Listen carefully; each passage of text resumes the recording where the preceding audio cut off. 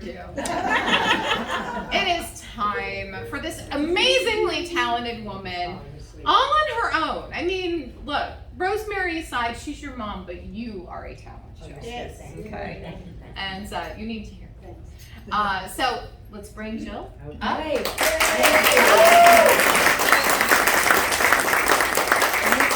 Thank you. I'm going to move this on. We'll kick the bucket. Well, thank you so much for coming this morning, and thanks to sponsors, and Celebration Magazine is just wonderful. I mean, Deborah started as a life enrichment person at Preston Place, and then wow, look at the magazine now. It has just blossomed, and it's just an amazing publication that people enjoy receiving, and of course being on the cover of the magazine.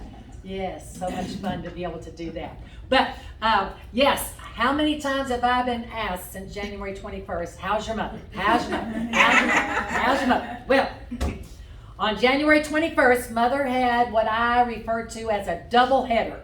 She was supposed to speak twice that day, once in Duncanville in the morning, afternoon in McKinney. So I always ask her and encourage her to please call me when she has those long distance speeches. And I knew that day she was speaking in Duncanville and she was going to go home before she went to McKinney. So I said, please call me when you get home before you leave for McKinney. Well, let me preface this story by saying Mom lives on the M Streets, and across the street from Mother live Tom and Becky Tarsia. And Tom and Becky are our watchdogs because Ken, my husband Ken, he and I, we live in Forney, which is not close to 5438 Vanderbilt. That's why we got to know Tom and Becky very well. Because Mother actually grew up in the house where she lived. Wow. And then when my grandparents died, I grew up in Oak Cliff. But when my grandparents passed away, Mother and Daddy moved back into that house. So anyway, 12:30. And I knew that would be about the time that Mother would be calling me when she went from Duncanville to the house. Well, I saw across my caller ID, Mom's cell. And I said, answer the phone. Hey, Mom, I guess you made it from Duncanville to your home. Well, it wasn't Mom. It was Tom. And Tom said, Jill, your mother fell in the foyer of her house, and she got one of her little skis on the walker hung on something in her foyer. And so she had the door open because she was only going to stop for a minute and then go to McKinney. So he said, she fell forward. I can tell what happened, and I think she's injured her shoulder enough where I need to call 911. I said, fine. Call 911, tell them to take her to Presbyterian because that's where all her doctors are. And tell Mother I will be there as soon as I can because I was at home. And no, Mother is shouting in the background. Jill, you have got to be in McKinney by 2:30 to speak for me. And I told Tom, I said, Tom, tell Mother that club will be just fine. They can talk amongst themselves and eat their refreshments and they'll be fine. No, you've got to go to McKinney, but be there by 2:30. She did not tell me who I was speaking to. I knew where I was going. I went to the Herd Craig Museum at, the carriage house at the Herd Craig Museum. Well, I walk in, and there were two ladies there tootling over the refreshments. And one of the ladies comes up to me and she says, well, I don't believe I know you. Are you a new member? I said, no, I am Jill Beam. I am Rose-Mary Rumbley's daughter. And before I could get another word out, she says, we're just delighted to have you here today to hear her speak. Well, she's not going to be here today. And here, I told her what happened. Here are the offerings that I can speak about. She goes, oh my gosh, thank God you're here. We're expecting hundreds, to hear your mother, to hear the mother. So I go and sit at my perch by the podium, and people started arriving, and two other ladies walk up to me, and one of them says, I don't think I know you. Are you a new member? And I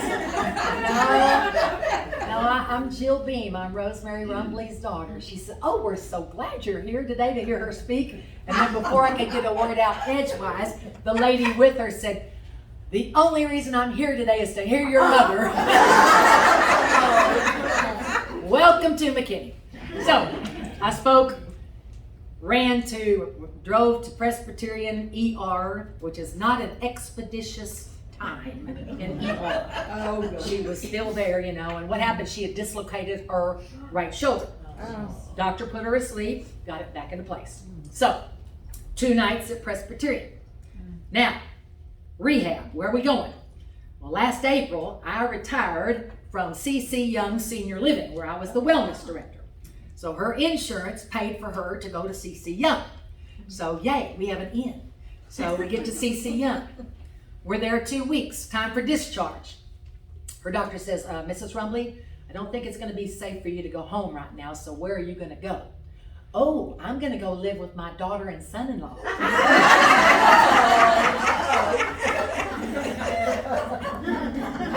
I didn't know it was gonna happen so quickly, because she always said, whatever you do, when I retire, I'm gonna come live with you and Ken. Don't put me in a home. So, anyway, so she came to live with us for a week and a half.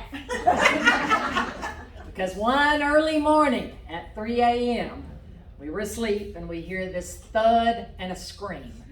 Mother had rolled out of bed, back to Presbyterian, fractured her left clavicle, fractured her left rib.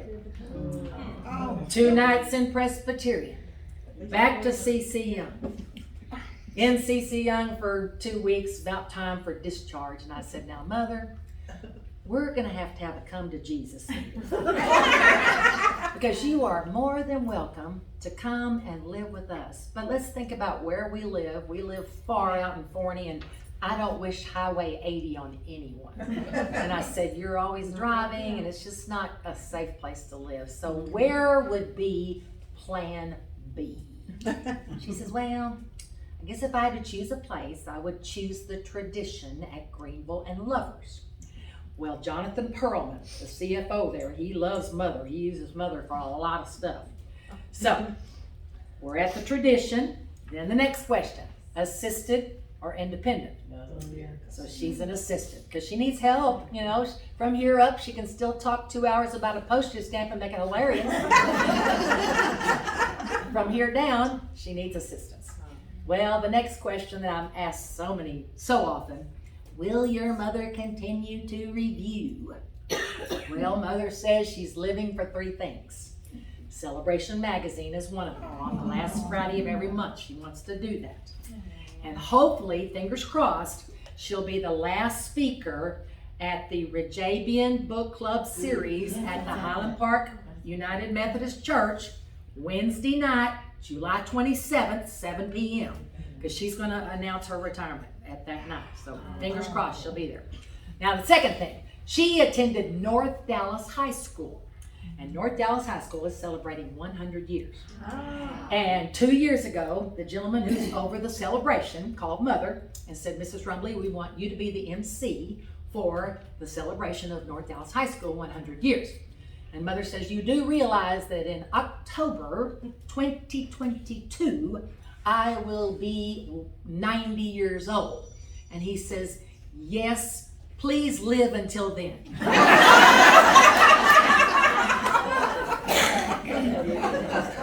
wants to do that.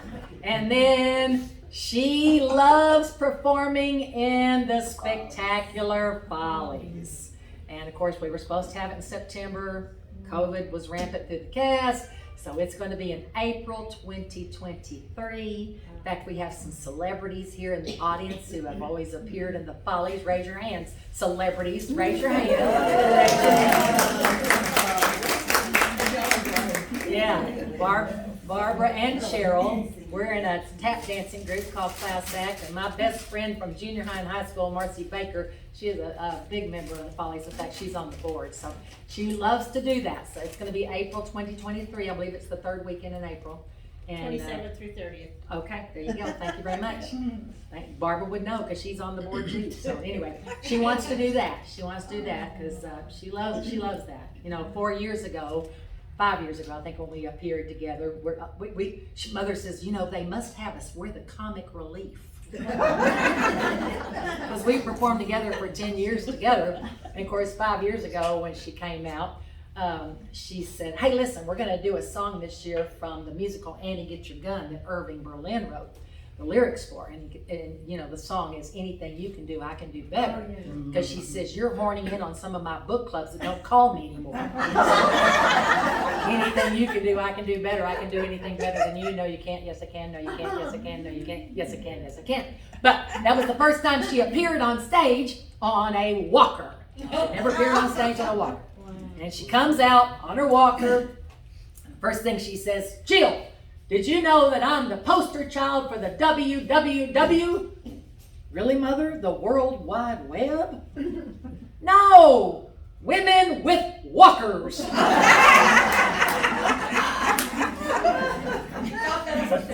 She did. So we're going to be doing something fun. The theme is Return to the 50s, so mark your calendars for April 2023. But today I'm going to bring you a program titled, You're Never Too Old to Rock and Roll. And the word of the day is percolate. Percolate.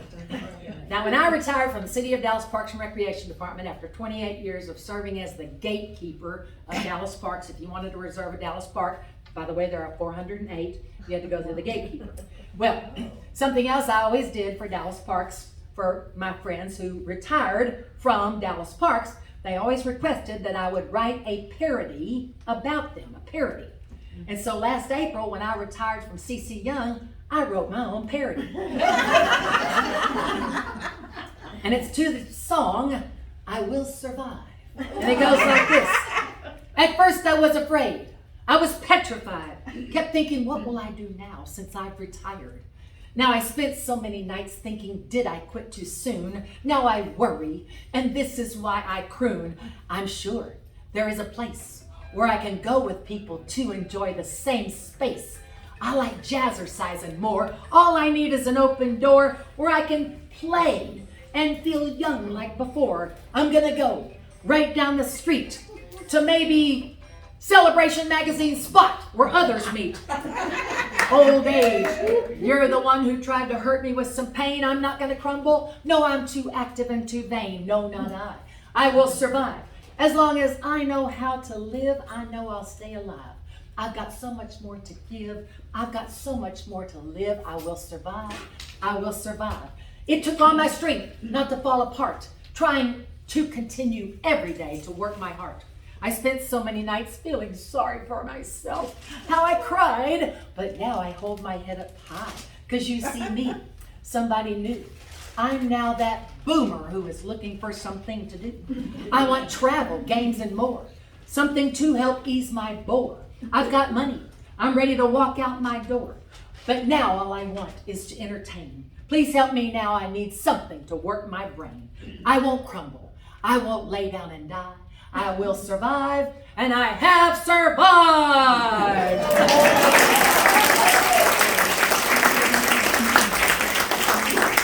Thank you. Now, all of you know Julie Andrews for her part in the musical The Sound of Music. And one of the songs from that musical, one of the great songs, is the song, These Are a Few of My Favorite Things. Julie Andrews wrote a parody to that song. She sang this parody to the National Convention of the AARP. At the conclusion of her song, they gave her a 5-minute standing ovation. Please don't feel obligated.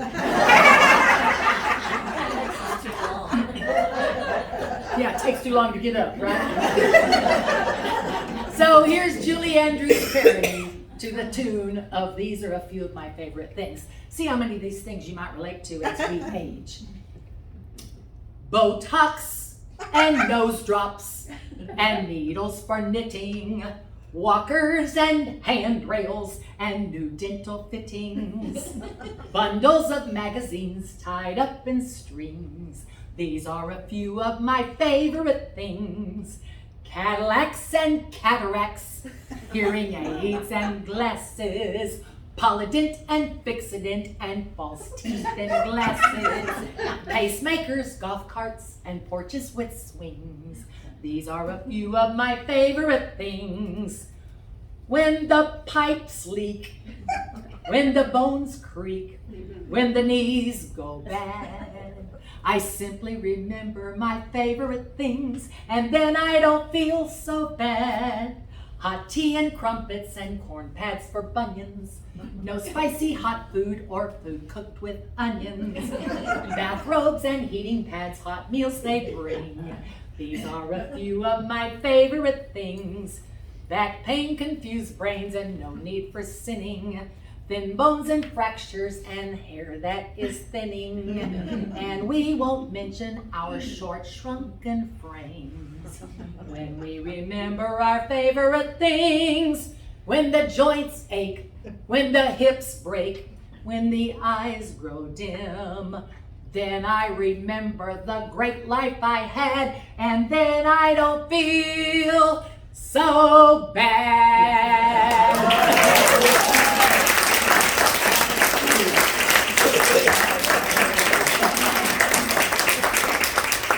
Can't take credit for that, so thank you, Julie Andrews. Now let me just say for the record, turning a year older is really not that bad, because now we have so many things to look forward to, like getting achy from just standing, being able to nap in an upright position, skin growths,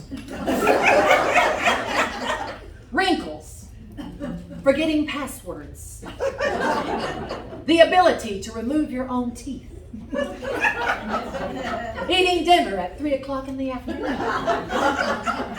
Jell-O, osteoporosis, incontinence, driving 15 miles below the speed limit, leaving your turn signal on for miles and miles, weekly trips to the doctor, and Medicare, and a fascination with the Weather Channel, and let's not forget Wheel of Fortune! Listening to the television really loud, wearing socks with sandals. If you're wearing that, I hope I don't offend you. I do it. Going to bed at dusk, waking up in the middle of the night, getting shorter, and an all-around excuse for sometimes not making sense. So we have so many things to look forward to. I can't wait till that happens. Now, I don't know about you. How many of you have ever wanted to be in the Guinness Book of World Records? I always wanted to be in the Guinness Book of World Records for something. Now, I read about 3 people who were over the age of 90 who have continued to percolate. The first person, he's 105 years old. He's a Japanese centurion. He's known as the oldest competitive sprinter in the world, Toru Yamanaku, 105. He ran a 100-meter dash in 42.2 seconds.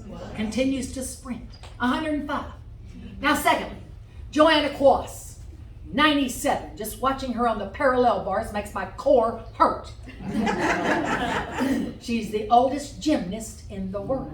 She's a retired school teacher, and she believes everybody should start a fitness regimen. They should tuck, they should tumble. She practices gymnastics twice a week, walks every day, swims every day. 96, Johanna Quas. Now here's a loaded question for you. How many of you have struggled to do 1 push-up?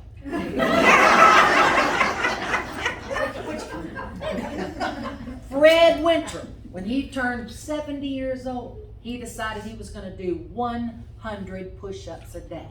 He describes himself as a health nut, watches his diet every day. Good for them, right?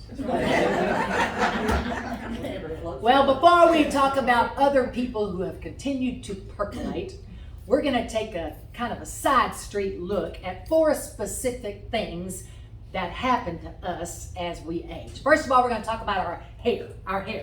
Now, I was reading a book once that said men who get bald are labeled as men who smile a lot. Bald men. My husband, bald, and he smiles a lot. Now, ladies, I don't know about you, I'd rather have a bald man that smiles a lot than a grouch with a big wad of hair. But my husband takes a shower after me every morning.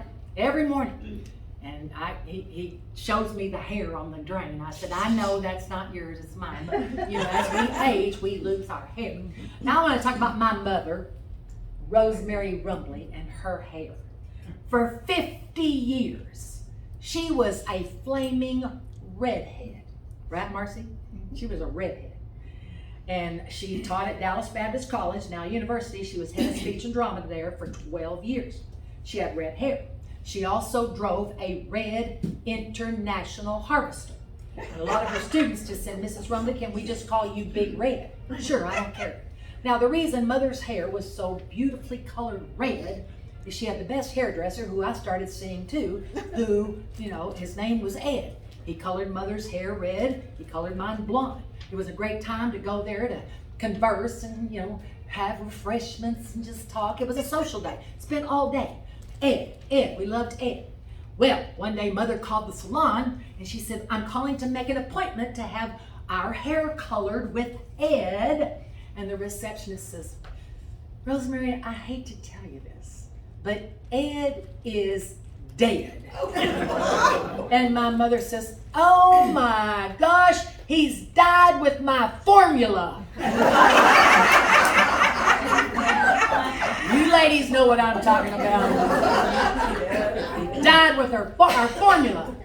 What are we going to do? Colored red, colored blonde, what are we going to do? Well, the receptionist said, well, a lot of Ed's clients are seeing another gentleman by the name of Vaughn. Fine, we'll try Vaughn out. Vaughn got Mother's hair the same red that Ed did. He got my hair the same blonde that Ed did. Well, it was time once again to get our hair cut and colored with Vaughn. Mother calls in. We're calling to get our hair cut and colored with Vaughn, me and Jill. Rose-Mary, I hate to tell you this, but Vaughn is gone. So when Vaughn was gone and Ed was dead, we just decided to go natural.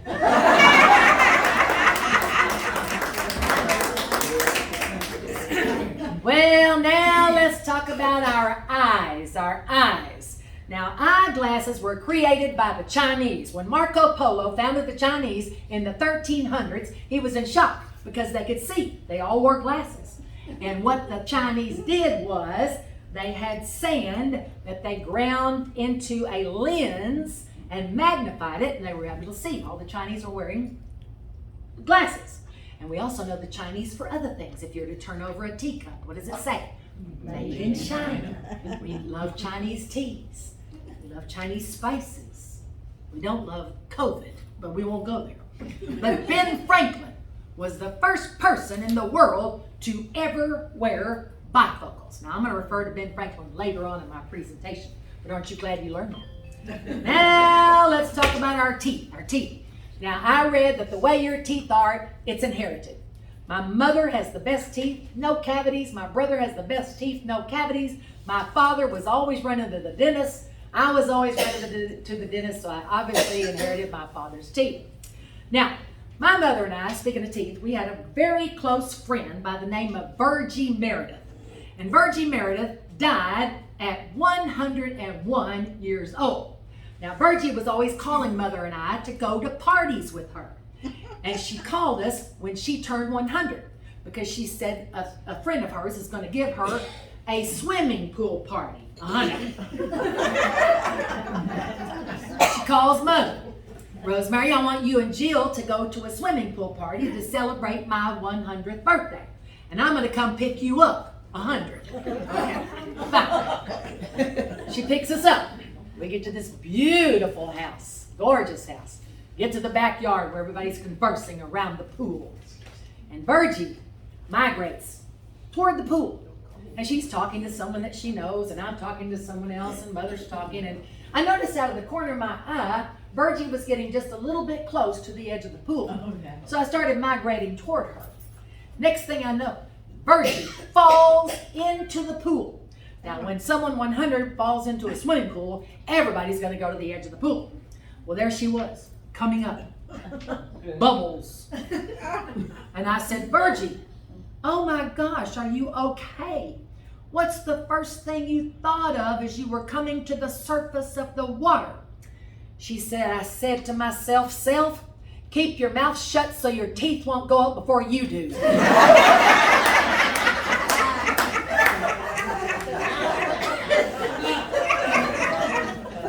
She was okay though, she was okay. Now, George Washington had 2 sets of teeth. If we were to go to the Smithsonian Institute right now, there are his wooden teeth on a shelf. George Washington's teeth. But he also had his dentist make him a set of teeth out of fox teeth. Can you imagine how painful those had to be? Because fox teeth are pointed. And can you just picture Martha and George in their parlor, and Martha says, "Quick, George, we're having company. Go put in your teeth." Which one will I put in? The wooden or the pointed? Hopefully he put in the wooden. Wooden teeth seem uncomfortable as well as fox teeth.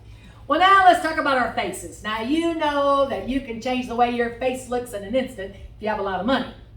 You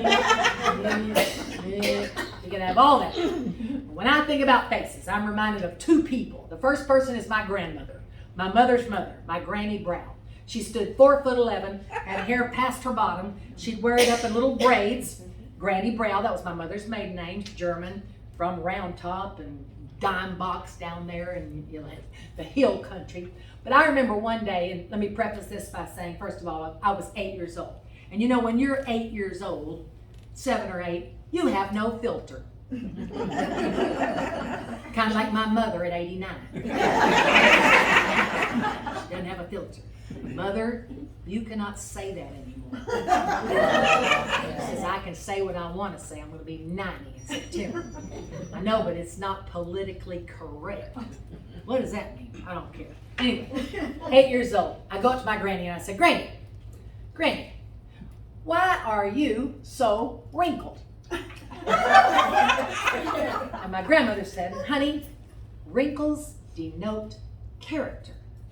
And then she went on to say, I went to my 60th high school class reunion last week.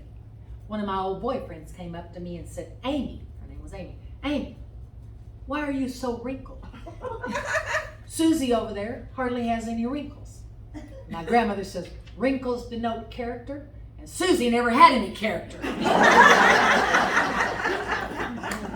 But I also asked my grandmother, Granny, what is the secret to you being so happy every day? And when she told me this, I have done this every day from that conversation. I did it this morning. And I'm encouraging all of you to do it starting tomorrow, because it is truly the secret to happiness. This is what she said. When you wake up in the morning, look up to the ceiling, thank the Lord for another day of life, walk into the bathroom, strip down stark naked, look at yourself in the mirror and say, hi, cutie. And then count your wrinkles. The more wrinkles you have, the more character you have. So if you want to be happy tomorrow morning, you better do that. Now, another person I think about when I think about looks, Fred Sanford from Sanford and Son. How many of you watch Sanford and Son? Oh, yeah. Fred Sanford had a love-hate relationship with his Aunt Esther. He would always go up to Esther and say, Esther, one episode, I'll never forget it. Esther, why are you so ugly? And Esther says, well, Fred, I want you to know I have what's called inner beauty. And Fred says, well, if you have so much inner beauty, why don't you just put your liver on your face? So there you go. Well, here's a little poem that kind of wraps up the little side street we took, looking at 4 specific things about aging. I'm proud of my bifocals. My dentures fit me fine. My bra gives me an uplift. But oh, how I sometimes miss my mind. Now, I have 3 sheroes that I love. One of them is Molly Bailey, the circus queen, as in Barnum and Bailey Circus, Molly Bailey. And the reason I loved her is because her philosophy of life is this: if you're not excited about living, drop dead. I love her. Not excited about living, drop dead. Drop dead. Now my second shero. I loved Eleanor Roosevelt. I liked reading about Eleanor Roosevelt. In fact, when I was in high school, Marcy and I went to high school together. English teacher had us write about someone that we admired, from history, and I wrote a paper about Eleanor Roosevelt. Then I got to Dallas Baptist College, and English teacher said, write about someone you love. in history. Of course, and at high school, I made an A on that paper. At Dallas Baptist, I made a B. Why reinvent the wheel? I'm not sure what the problem is. B. The reason I love Eleanor Roosevelt is Eleanor Roosevelt wrote this poem titled Footprints in Your Heart. Now, I know somebody in your lifetime has left a footprint in your heart who's made an influence on you. My mother left a very deep footprint in my heart when I was in the 5th grade. I remember I raced home from school.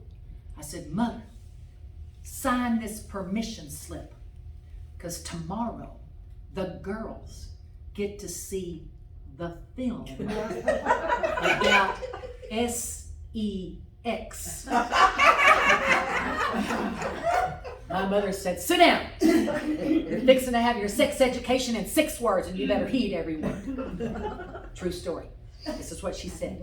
Don't ever disgrace the Rumbley name. It's a deep footprint. If I've ever attempted to do anything wrong, that's my mother told me she got her sex education from my grandparents, because when they took her to North Texas State University, they walked into Bruce Hall dormitory. My grandmother looked at my mother and said, Rose-Mary, you are alone for the first time in your life. Don't get ruined. So that was her sex education. Don't get ruined.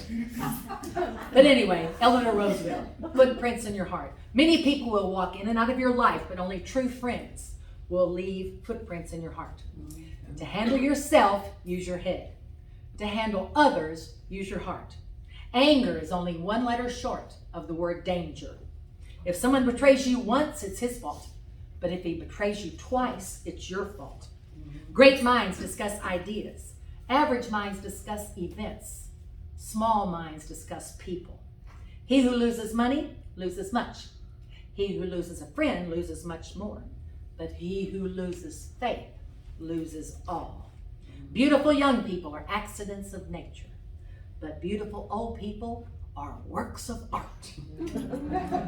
Learn from the mistakes of others. You can't live long enough to make them all yourself.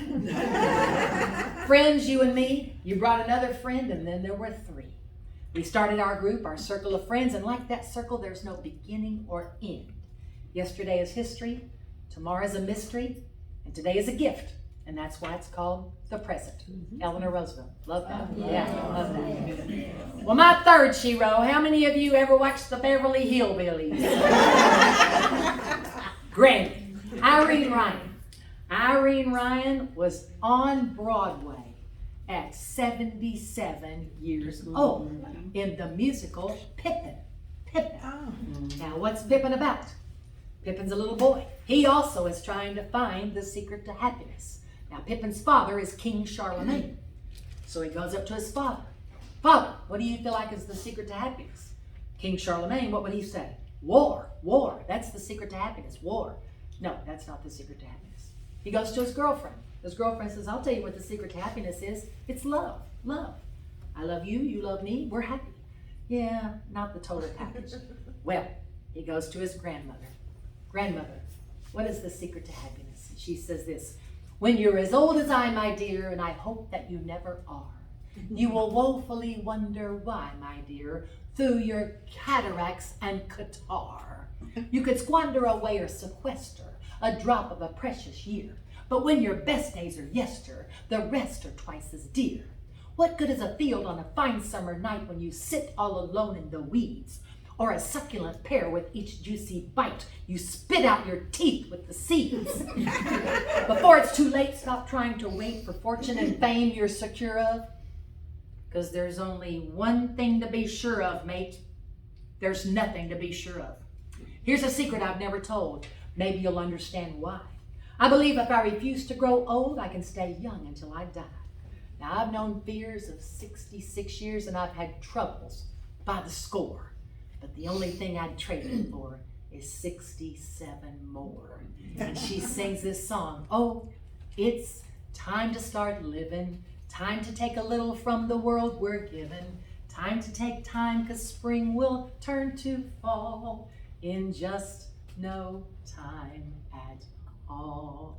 Now, in the last production of Pippin on Broadway, Irene Ryan gets in a cab. Cab driver is supposed to drive her to her apartment. she drops dead in the cab. But she was doing exactly what she loved to do. She had just been on stage. My mother and I hoped that we might go standing behind a podium. Not today. But we hope we're behind the podium and just say, and now for my final thought. Boom! And go. That's the way to go. Doing what you love doing. Doing what you love doing. All right, now we're going to look at some people. We're going to look at 3 groups of various people. We're going to start with artists, famous artists. Now, these are people who continue to percolate in their older age. The first artist, Pablo Picasso. He was on the cover of National Geographic at 90 years old. The article stated he was provocative, he was captivating, he's a genius. He started out as a stage designer, he was a Spanish sculptor. His parents encouraged him to be an artist later on in life. Now, after the outbreak of World War I, Picasso became broke. So he started hanging out with the rich, specifically Igor Stravinsky. He painted a picture of Igor Stravinsky. It sold for millions. He painted a picture of he and his wife. She was 22, he was 72. Sold for $32 million. Continued to percolate in his later life. Now, he married twice and had 4 children by 3 women. You do the math on that. Pablo Picasso. Now, Grandma Moses, Anna Mary Robertson Moses. Now, she was a folk artist. And she started painting at the age of 78. She started out as a maid, started painting at the age of 78. Her parents encouraged her to be an artist. And she was cited as an individual who gained great success in her older age. Now, you could see her paintings in the United States and abroad. She had a passion for courier and eyes. So she would paint these little prints that would display the first winter snow, or preparation for Thanksgiving, Christmases, the oncoming of spring. She was a little bitty lady with little bitty gray eyes. And on her 100th birthday, Nelson Rockefeller declared that day as Grandma Moses Day. Now, I've got this idea that I'm going to call Mayor Eric Johnson of the city of Dallas when my mother turns 90. I think it should be Rose-Mary Rumbley Day.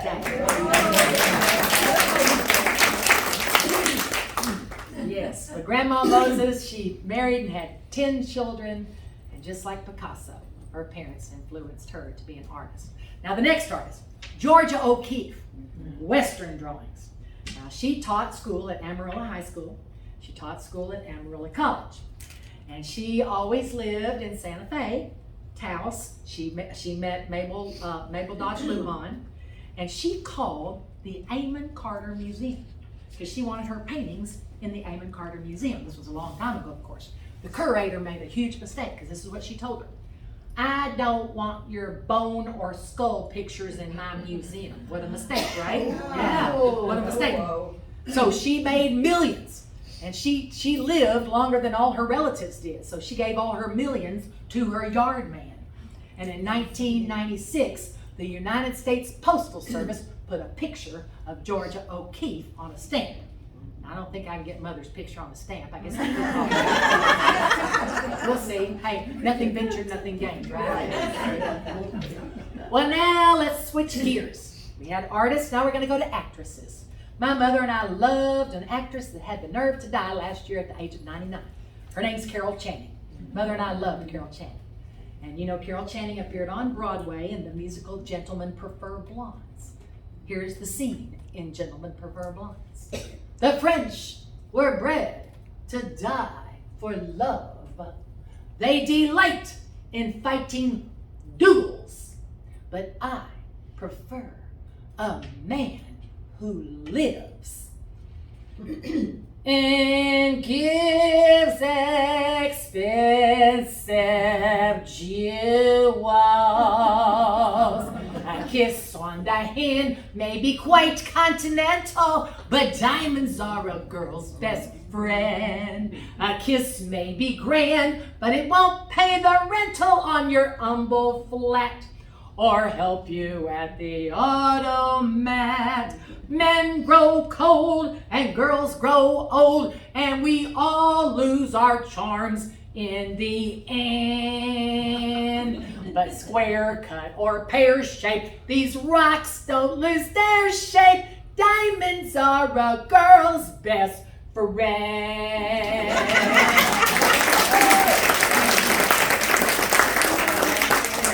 Wear your diamonds, ladies, wear your diamonds. I'm going to tell you a really cool story about Carol Channing. I'm going to take a little side street here. 1972, Marcy, I'm not sure if you were in it or not, but 1972, my first year at Dallas Baptist College, now it's university, Mother gave the musical Hello, Dolly.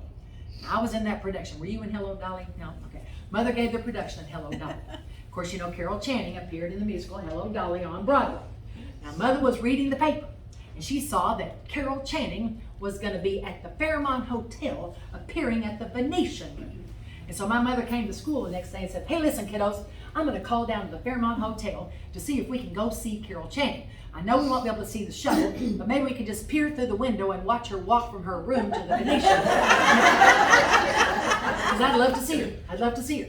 Well, all of us kids said, sure, Mrs. Rumbley, sure.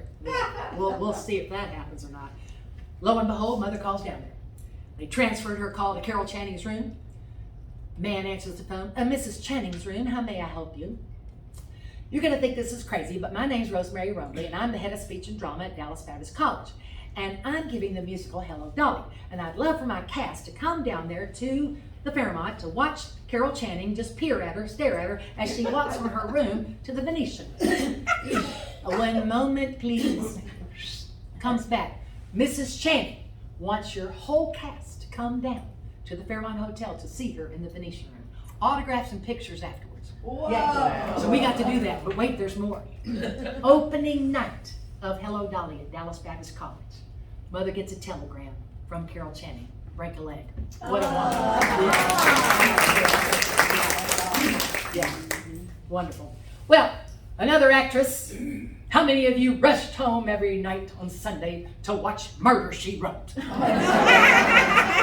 Angela Lansbury. Mother and I loved Angela Lansbury. Mother and I used to go to Broadway every year. We'd cram 3 Broadway shows in 2 days because that's about all she had time to do with her busy schedule. And one year she says, listen, we're not gonna see musicals, we're gonna see plays. And I thought, man.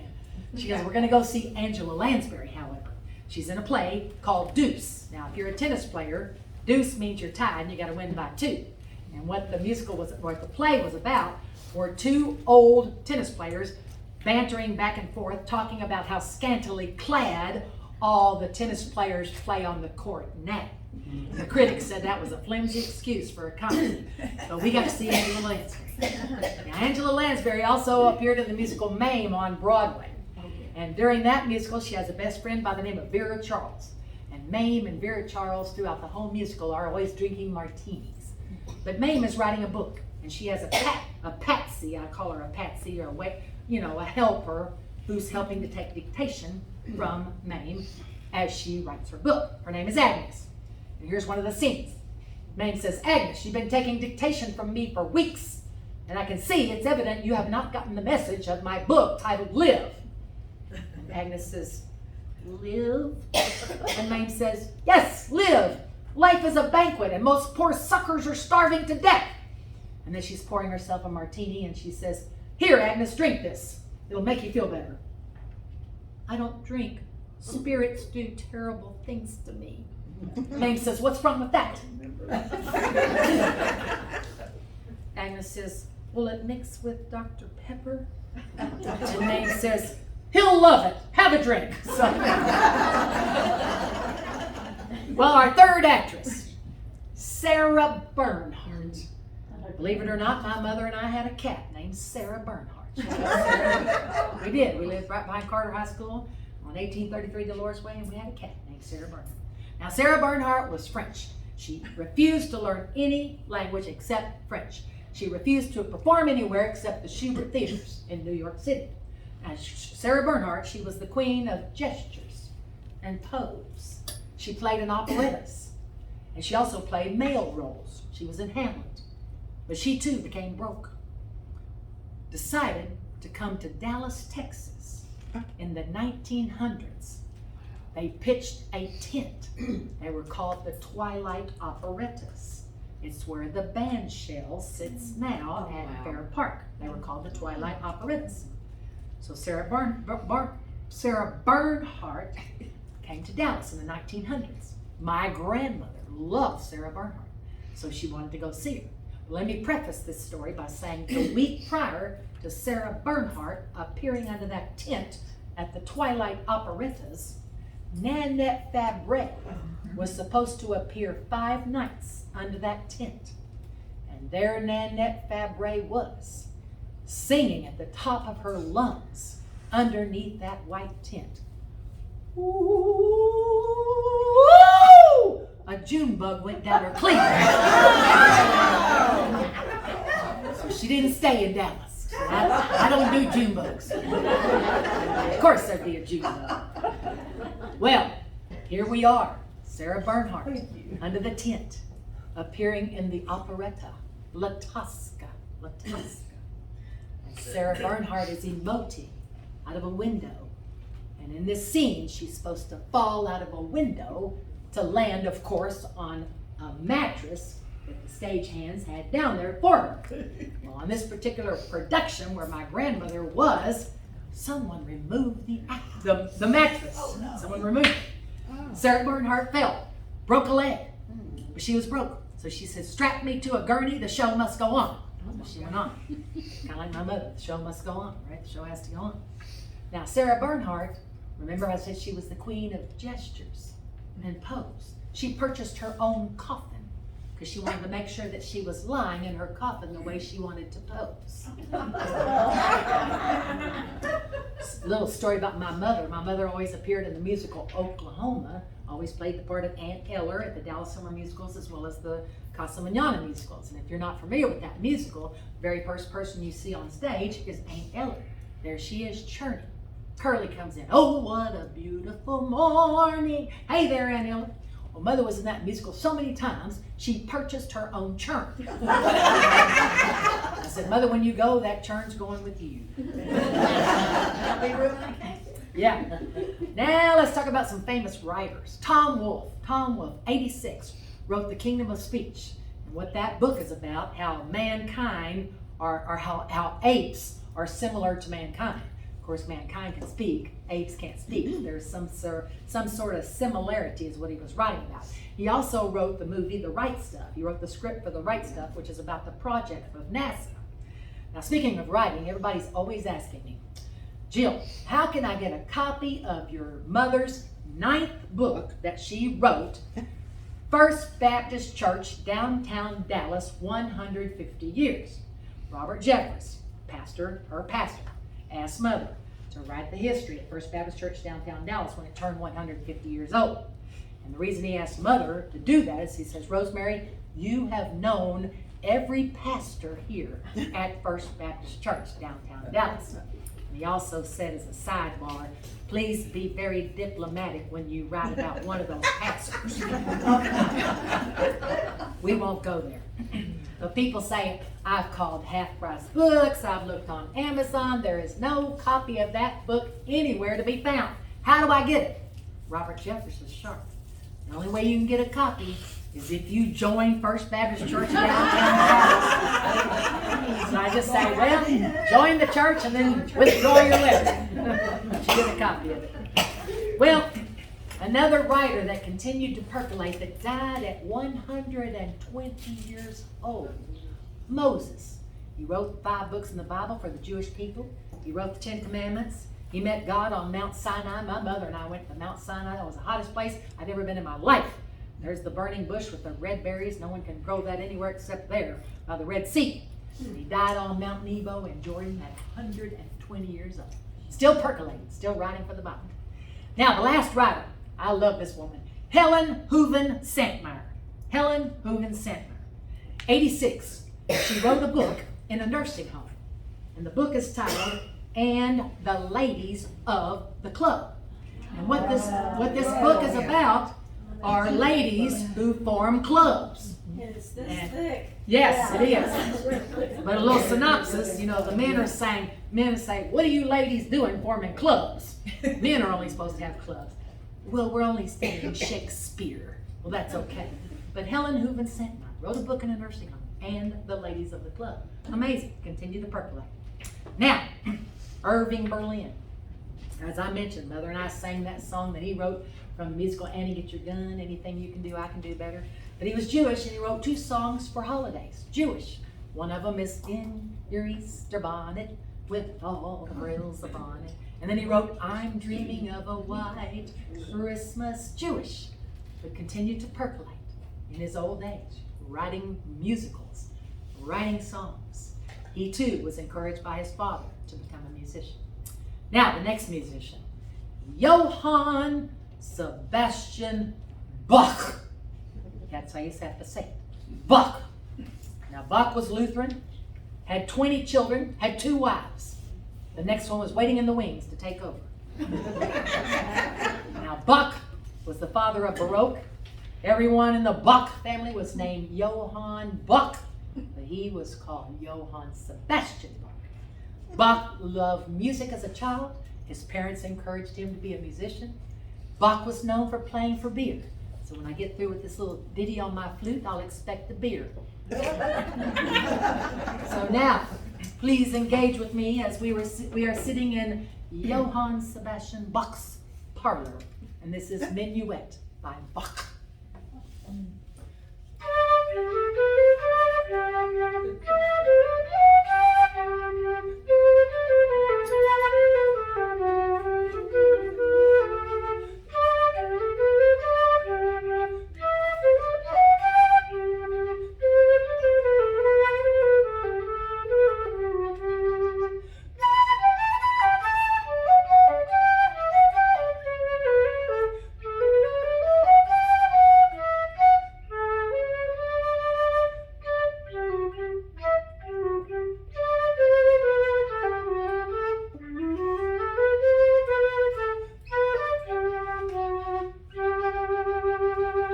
Bach. Thank you so much. Now another musician who continued to percolate, Wolfgang Amadeus Mozart. Now Mozart was unreachable in his music. He wrote 17 symphonies by the age of 17. Continued to write. And he played the flute. Now you know, you don't see a lot of men who play the flute, so he was extremely insecure because his father encouraged him to play the flute. And he was always asking people, do you love me? Do you love me? Do you love me? Because he didn't like playing the flute, but his father wanted him to. I'm glad my father encouraged me to play the flute because I want to play the drums, and drums have multiple cases and flute has one. So, yeah. But alas, on July 12th, 1780, Wolfgang Amadeus Mozart became ill. He didn't wish his illness on any of his friends. It said he bled while he was writing a requiem. He was playing his flute, got blood poisoning. I hope I don't get blood poisoning while playing my flute now. So this is Wolfgang Amadeus Mozart, Allegro.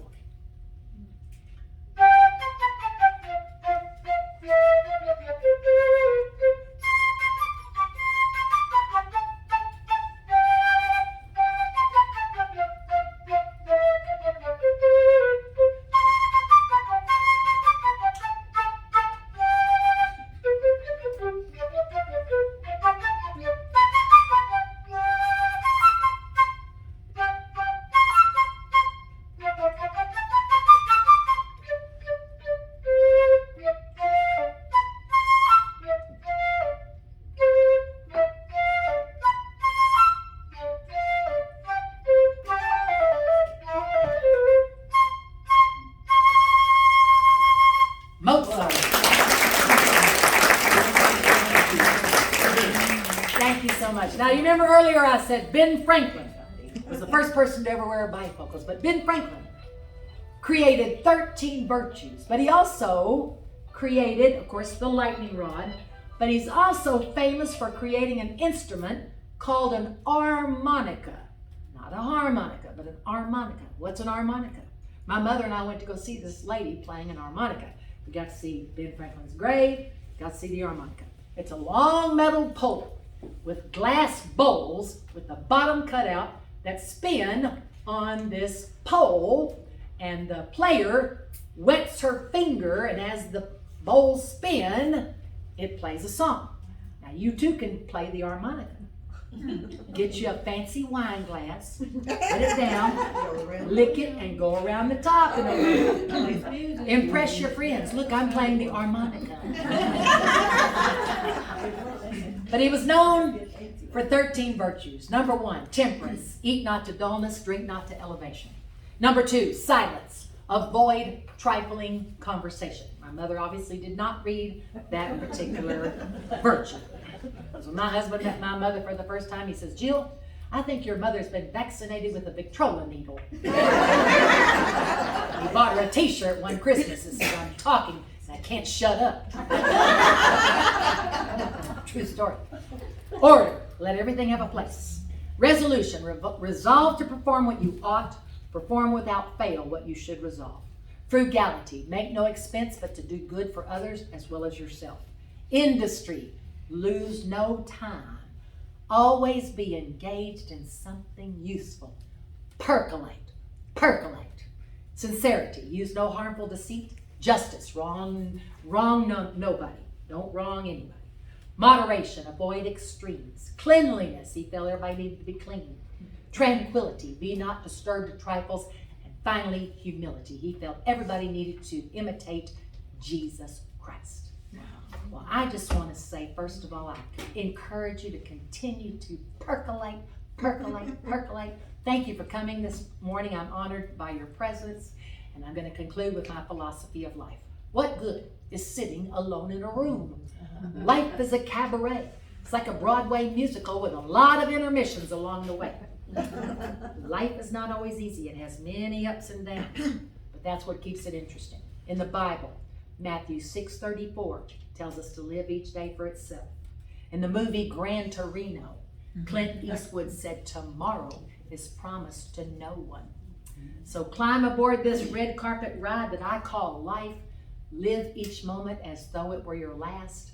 And remember, life has no remote control. You have to get up and change it. Thank you so much again.